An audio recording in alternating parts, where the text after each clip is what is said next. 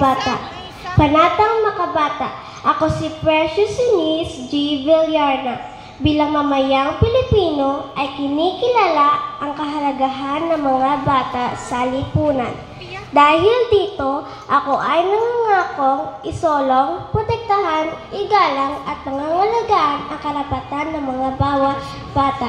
Anuman ang kanyang kulay, kasarian, lahi, relihiyon, kultura, estado sa buhay, may kapansanan man o wala, upang matiyak ang kasiyahan ng mga bata. Naniniwala akong nararapat na matamasa nila ang mga ito, maisilang at magkaroon ng pangalan at nasyonalidad.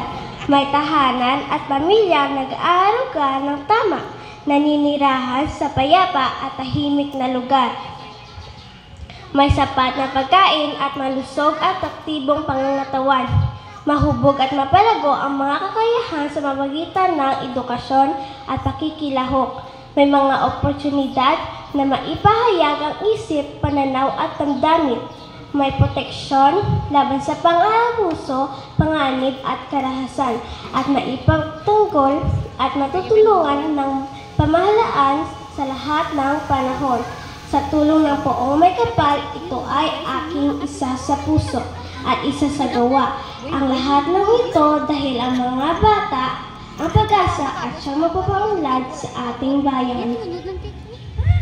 Sa atong barangay official, headed by Honorable Kerwin L. Tongson.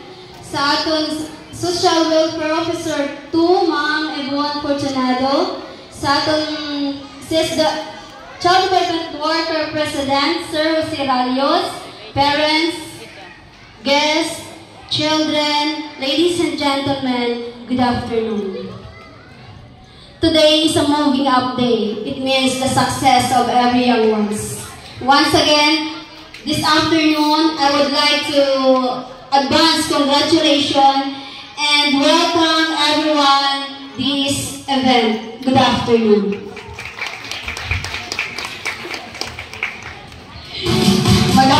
Salamat, Ma'am Lourdes Villar.